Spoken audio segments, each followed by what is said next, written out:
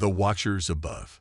The massive observation station floated silently above Earth, cloaked in technologies that bent light and scattered sensors. Inside, Ambassador Vexura of the Starlight Coalition studied humanity with growing fascination. For 3 standard cycles, her team had monitored this young species, and their findings defied everything the galaxy thought it knew about emerging civilizations. "Remarkable," she whispered, her crystalline eyes reflecting the data streams that flowed across her displays. They possessed the capability for devastating warfare, yet they choose diplomacy at every turn. Her second-in-command, Praetorian Kiloth, approached with his daily report. His chitinous armor clicked softly as he moved. "The Cordian Empire has violated another treaty, Ambassador. They've established mining operations in the Kuiper Belt, directly in Earth's claimed territory." Vexura's tendrils rippled with concern, and Earth's response.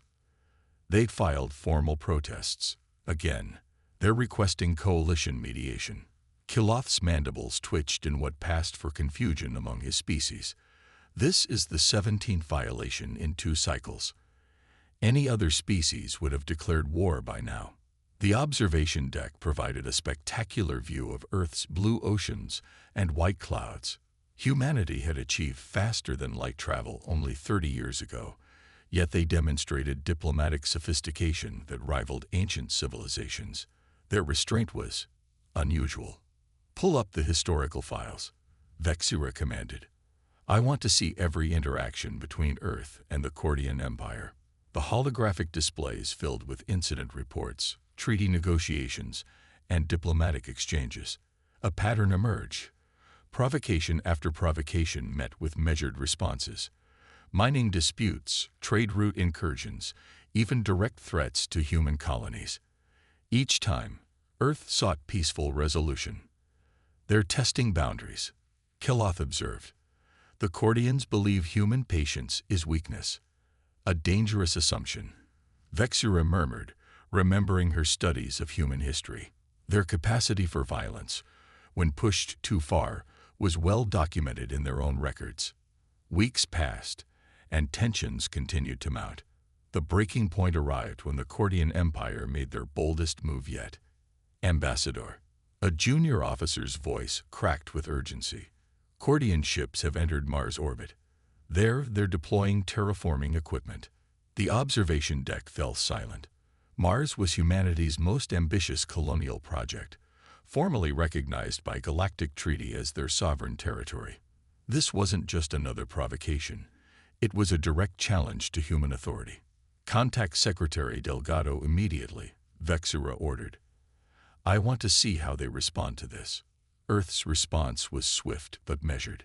Secretary Maria Delgado appeared on screen, her expression calm despite the gravity of the situation. "We are aware of the Cordian presence on Mars," she stated. "We have issued formal protests through all appropriate channels and request immediate coalition intervention. We remain committed to peaceful resolution." Over the following weeks, Vexura documented humanity's methodical approach to the crisis. They filed complaints, sought arbitration, offered alternatives. The Cordians rejected everything with increasing contempt. "The humans are prey animals," the Cordian Emperor broadcast across diplomatic channels. "They speak of peace because they lack courage for war. Mars belongs to those strong enough to take it." But something was happening that the Cordians, in their arrogance, failed to notice. While Earth's diplomats continued their peaceful overtures, activity in the outer solar system increased dramatically. Colony ships launched toward the asteroid belt. Mining operations expanded exponentially. Military academies reported unprecedented enrollment. "They're preparing," Kiloth noted with growing unease. "But their mobilization patterns don't match any known military doctrine." Vexura studied the data. "No, they don't. They're not preparing for battle. They're preparing for something else entirely." 6 months into the crisis, Earth delivered its final diplomatic message. "For 1 solar year, we have pursued every peaceful option. We have shown patience that you have mistaken for weakness. This is your final warning. Remove your terraforming equipment from Mars within 72 hours, or face the consequences of breaking our treaties. The Cordian response was predictably dismissive. Let the hairless apes come. We will crush them like insects. As the deadline approached, Vexura noticed something unusual. Earth seemed quiet. No fleet movements, no military buildup near Mars. Just silence. Then, precisely at hour 72, everything changed in an instant. The revelation. Massive energy signatures erupted across the solar system, not from Earth, but from locations no one suspected harbored human presence. Coalition sensors screamed warnings as ships materialized from seeming nothingness. Ambassador Kiloth's voice carried unprecedented alarm. 47 human warships just decloaked around Mars. But that's impossible. They don't have cloaking technology. Vexura stared at the tactical display, her mind racing to comprehend what she was seeing. The human ships weren't just numerous. They incorporated technology that shouldn't exist. Graviton pulse weapons, quantum shields, even evidence of space-folding capabilities. How? Kiloth demanded. Our intelligence showed them generations away from such advances. The answer struck Vexura like a physical blow. The colony ships, the mining operations, the outer system activity. They weren't preparing to defend Earth. They were building a secret fleet. Human Fleet Admiral Chen Wei broadcast a simple message. Cordian forces, you have 1 hour to evacuate Mars peacefully. This is not a negotiation. The Cordians, predictably, responded with weapons fire. It was the last mistake they would make in Sol system. What followed wasn't a battle. It was a demonstration. Human ships moved with precision that spoke of years of training. Their weapons didn't destroy Cordian vessels. They surgically disabled them, leaving crews alive but helpless. They're not trying to kill them, Vexura realized. They're sending a message. Within 3 hours, every Cordian ship in the system was neutralized. Terraforming equipment on Mars was systematically dismantled by specialized teams that seemed to appear from nowhere. But the true shock came when reports flooded in from other systems. Human strike teams had simultaneously hit Cordian installations across 17 star systems. Supply depots, communication relays, frontier outposts, all disabled with the same surgical precision. The coalition emergency session was chaos. Representatives demanded answers. How did humanity achieve this technology? Why didn't we detect their preparations? What do they want? Secretary Delgado's address to the coalition provided chilling clarity. We call it the Patience Protocol. For 30 years, we've watched, learned, and prepared. We chose peace not from weakness, but from strength. We developed our technology in secret not for conquest, but for defense. We gave the Cordians every opportunity to respect our boundaries. They chose otherwise. She paused, letting her words sink in. Now they, and the galaxy, will learn that human patience is not infinite, but our resolve is. The new order. The galaxy reeled from the implications. Humanity had crippled the Cordian Empire's military might in less than a day, not through superior numbers or firepower, but through patience, preparation, and precision. Ambassador Vexura found herself mediating the aftermath. The Cordians, humbled and stripped of their military advantage, had no choice but to negotiate, but humanity's terms surprised everyone. We require no territory beyond what was already ours, Secretary Delgado announced. No resources, no subjugation. We require only 3 things: recognition of our sovereignty, reparations for Mars, and your signature on the Terra Accords. The Terra Accords became the foundation for a new era of galactic diplomacy. They established clear protocols for territorial disputes, mandatory arbitration periods, and consequences for treaty violations. The document emphasized patience and respect, values humanity had demonstrated through action. They could have conquered the Cordian Empire, Vexura noted in her report to the coalition. Instead, they chose to reshape galactic diplomacy itself. The human defense perimeter became legendary, a network of hidden installations, early warning systems, and rapid response fleets, all designed not for offense, but to ensure no species would again mistake patience for weakness. Even more remarkable was humanity's post-conflict behavior. They shared non-military technology freely, helped rebuild damaged Cordian infrastructure, and established cultural exchange programs. The message was clear. Friendship was preferred, but they were prepared for hostility. Species that had dismissed Earth as insignificant now sought alliance with humanity. The Verax Confederacy, the ethereal courts, even the ancient progenitor enclaves, all recognized the wisdom of befriending a species that combined such patience with such capability. They've changed everything, the coalition chairman admitted. For millennia, we've measured civilization by expansion and conquest. Humanity has shown us that true strength lies in restraint. Vexera watched as Earth became the diplomatic hub for a new galactic order. The Cordian Empire, under new leadership, became one of humanity's strongest trading partners. Their former emperor had been replaced by a council that valued negotiation over intimidation. You know what's most impressive? Kiloth mused beside her. They're still patient. They haven't let power change their fundamental nature. Vexera nodded. That's why they'll endure. They understand something we forgot. That the greatest victory is the battle you never have to fight.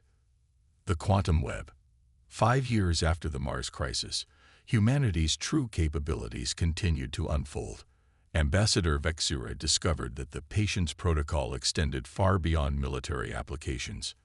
We've detected anomalous quantum signatures throughout coalition space, her science officer reported. They appear to be human in origin. Investigation revealed an astonishing truth. While the galaxy focused on humanity's diplomatic patience, they had quietly seeded quantum communication nodes throughout known space, a vast, instantaneous network that provided Earth with unprecedented awareness of galactic affairs. They've been listening to everything, Kiloth realized. Every military communication, every secret negotiation, every plot against them. Secretary Delgado addressed coalition concerns with characteristic calm. We never used this information for blackmail or manipulation. We used it to understand, to learn how to be better neighbors, better allies. The revelation sparked intense debate. Some species felt violated, others impressed by humanity's restraint in not exploiting such powerful intelligence capabilities. Again, they surprise us, Vexera observed. They had the power to control through information, yet chose to use it only for defense and understanding. The quantum web, as it became known, was eventually shared with coalition members, transforming galactic communication and cooperation. Humanity's willingness to share such powerful technology further cemented their reputation as trustworthy allies.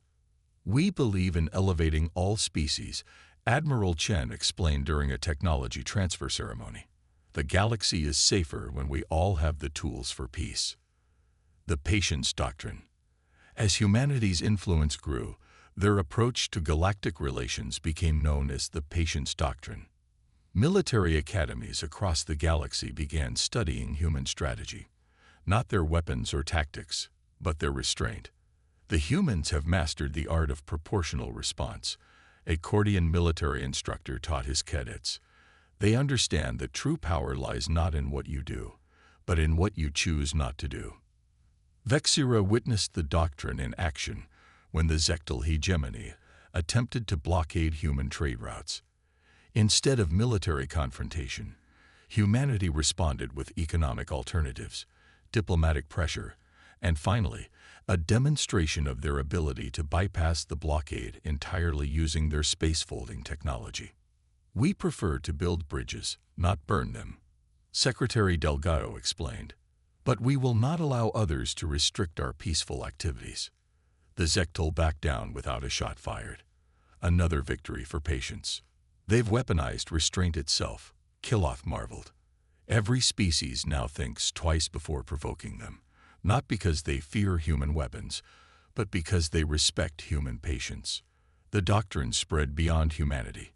Coalition members began adopting similar approaches, leading to a measurable decrease in galactic conflicts. The Terra Accords became the gold standard for interstellar agreements. "We didn't set out to change the galaxy," Secretary Delgado reflected during an anniversary commemoration. "We simply refused to abandon our principles when we reached the stars."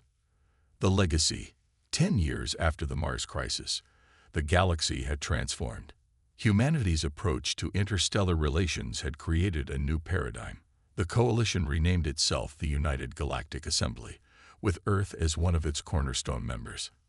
Ambassador Vexura, now serving as chief advisor for human relations, compiled her final report on humanity's impact.